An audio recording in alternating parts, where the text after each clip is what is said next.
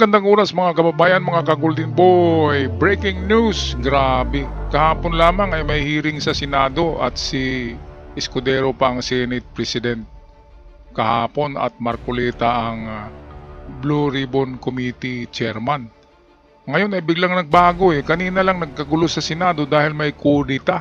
May kudita, Senate kudita, automatic na nilagay as Senate President si Tito Soto, Ping Lacson ang Senate President Tempore at ang Majority Floor Leader balik si Mig Subiri.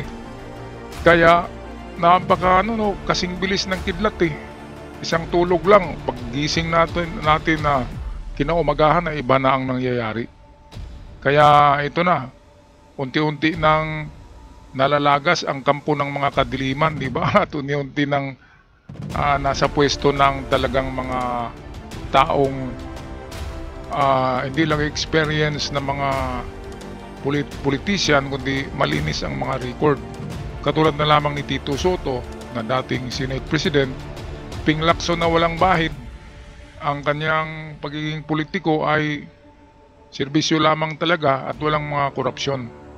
Mig Subiri ay okay rin, di ba?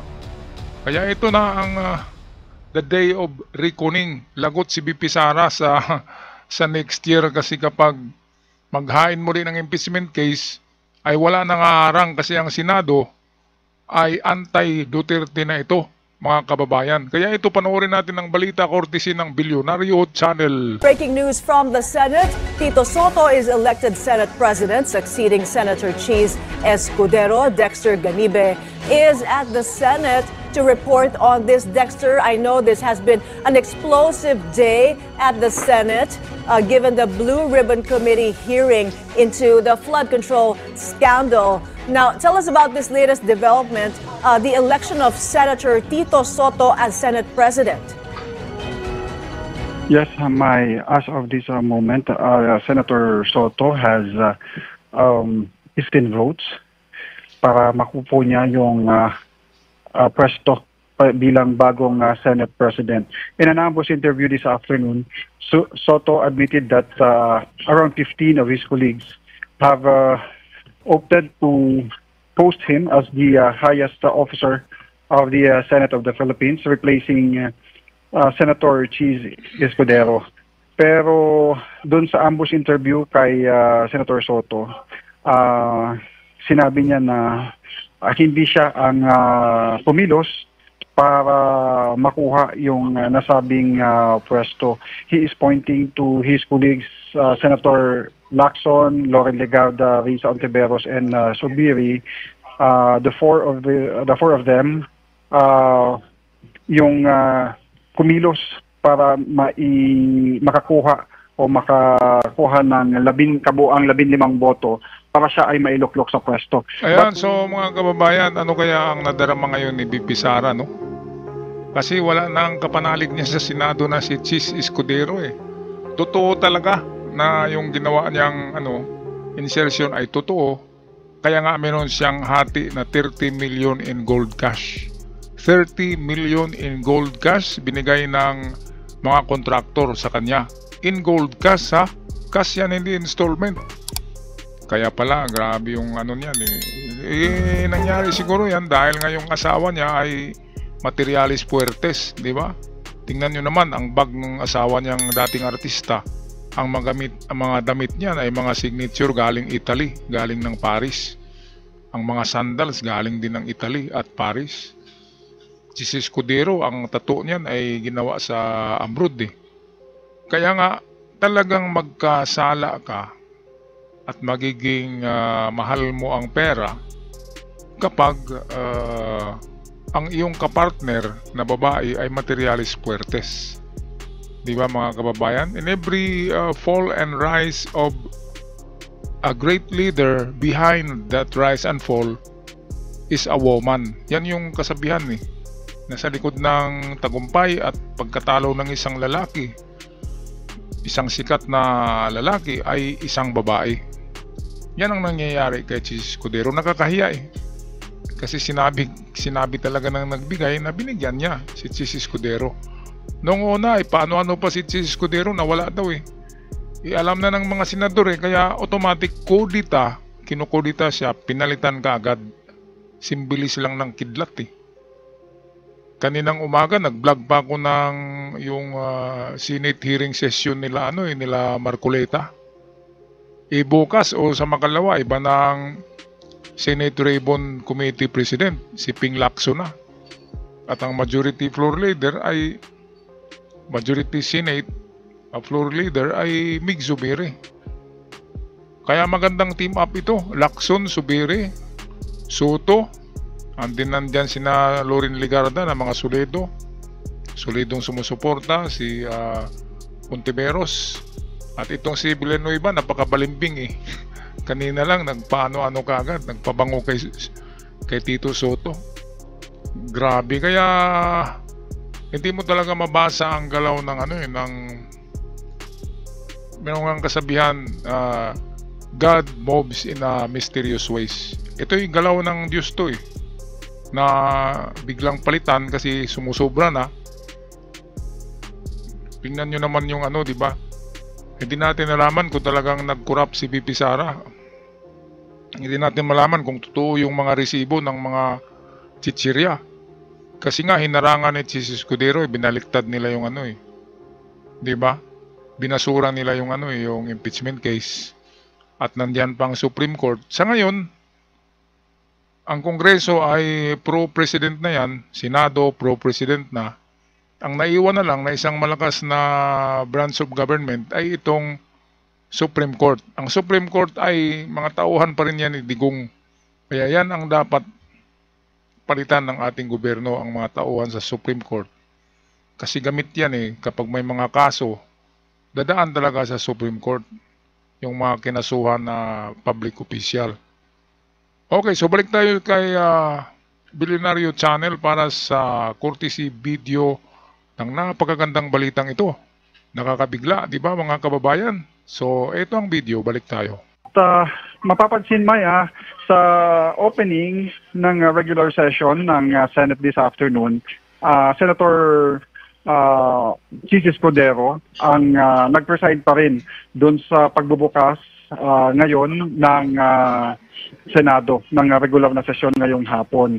Pero kanina naririnig natin, nandun tayo sa plenary, nasa plenary hall tayo, nag-uusap si Majority Leader, or let's say outgoing Majority Leader Joel Villanueva, at si incoming Majority Leader Mig Zubiri.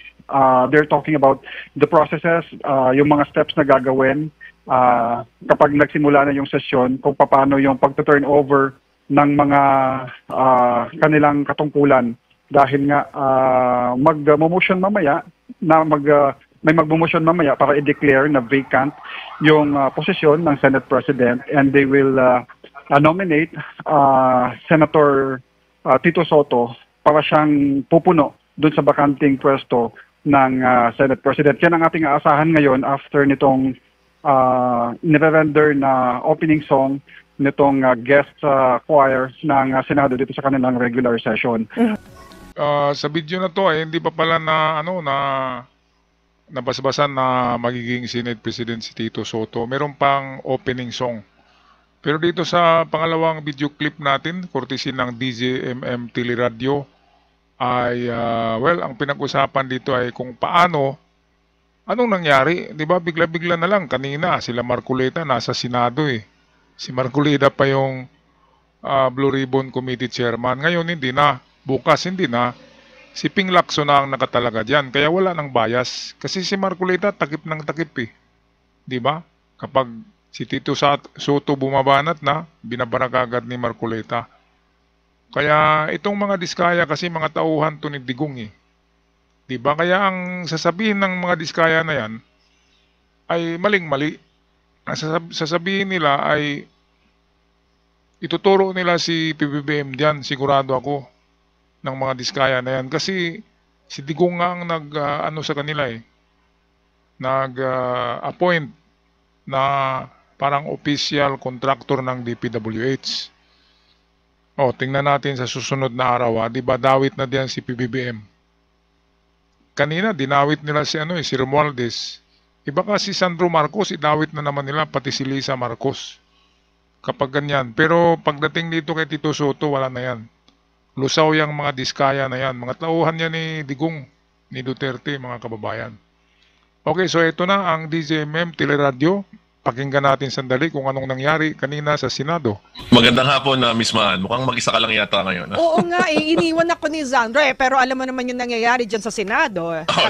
Siyempre. Yes, hilong-talilong si Sandro ngayon, ikot-ikot. Oo, eto nga, so ayan, anong tingin nyo dito sa nangyaring kudita ba itong masasabi? Pero nag-resign si nag-resign naman daw si Senator Cheese. So, anong tingin nyo? Mababago ba dito yung persepsyon ng ating mga kababayan na lalo na doon sa flood control projects Motopropyo investigation na sus?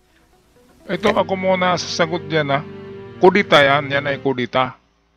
Kasi bago nag-resign si Chis Escudero ay meron ng pinagplanuhan, meron ng secret meeting ang ibang mga senador kasi alam nga nila na tumanggap ng 30 million galing sa kontraktor ng flood control project si Chis Escudero at siya rin yung nag-manipulate ng insertion ng mga bagong budget para maibigay sa kanyang probinsya yung malaking chunk of the 142 billion flood control project na insertion yun, pandagdag yun.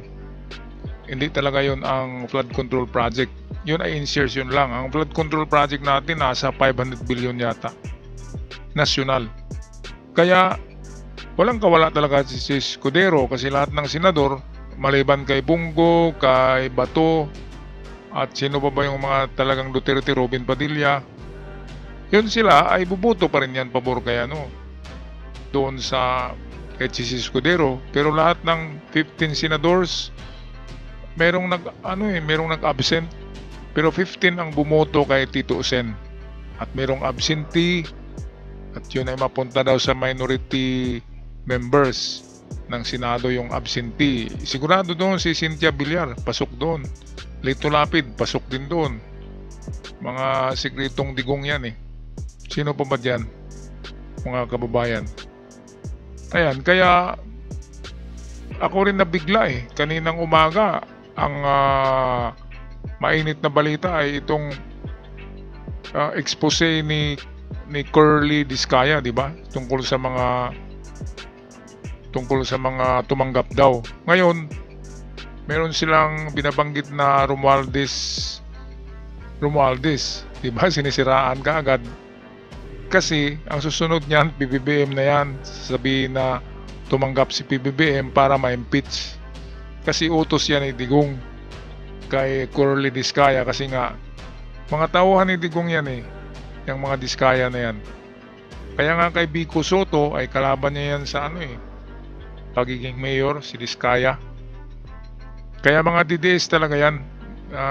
DDS yan ang mga Discaya na yan. Kaya partially true lang yung kanilang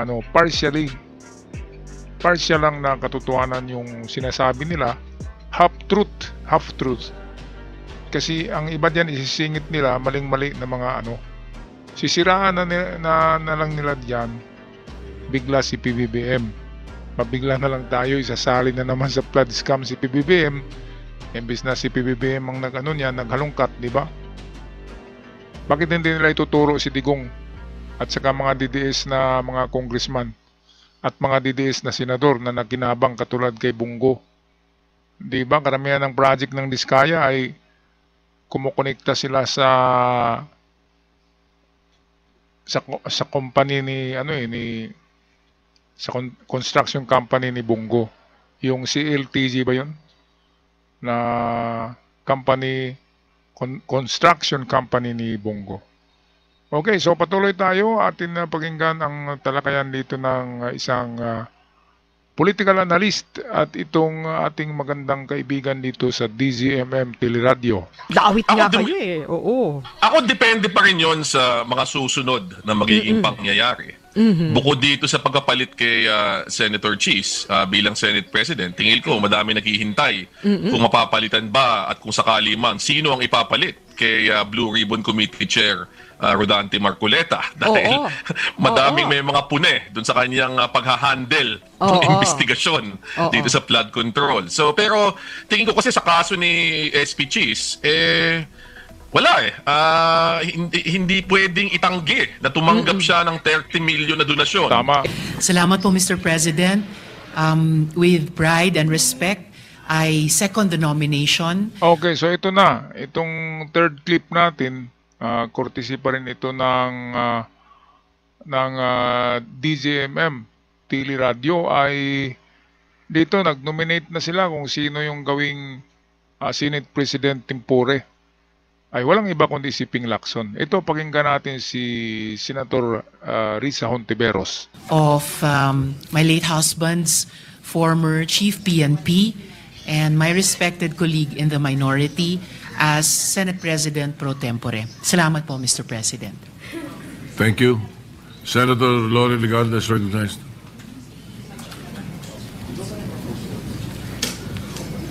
Mr. President, distinguished colleagues, ang tama ay ipaglaban, ang mali ay labanan.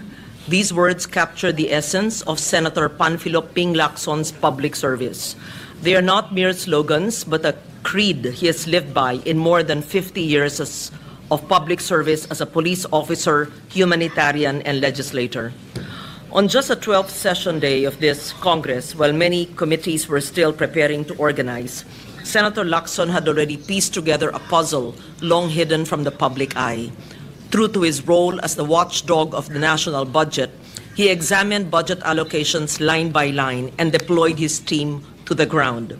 This is the work of Senator Lacson, to let truth speak through evidence and prove that integrity is not negotiable. Okay, so itong sa likod, pansinin nga natin tong dalawang tuko sa likod, lalaki at babaeng tuko. Itong mga Cayetano, di ba mga Duterte yan? Ewan ko kung bumoto ito kay Tito Sen. Kasi klarong-klaro naman na sila talaga yung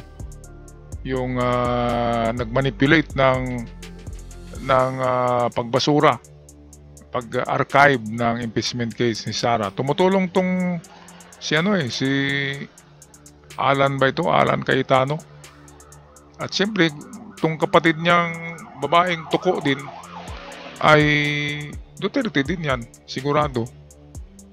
Kaya ito, kung talagang magagaling to ng mga senador, dapat sila yung niluklok diyan. Kasi kudita yan hindi na pinagbutuhan. Automatic na, mutual lang yung pagbuto. Hands up lang, wala nang sesyon, di ba? Kasi kudita minamadali nila.